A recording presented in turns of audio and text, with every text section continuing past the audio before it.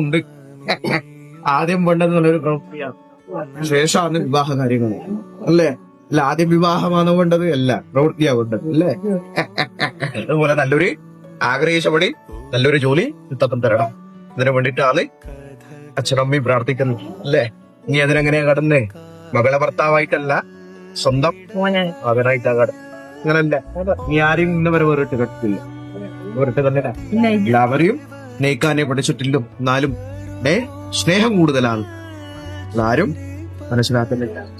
അറിയില്ല കേട്ടുക, ആര് മനസ്സിലാക്കിയില്ലെങ്കിൽ നിന്റെ വേദന തിരിച്ചറിയാൻ മുത്തപ്പനുണ്ട്. നീ തെറ്റൊന്നും ചെയ്തിട്ടൊന്നുമില്ല കേട്ടുക.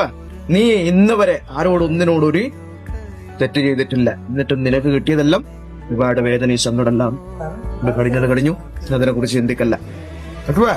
കാണാം ഇത്രയും പറയുന്നത്. അറിയാലോ.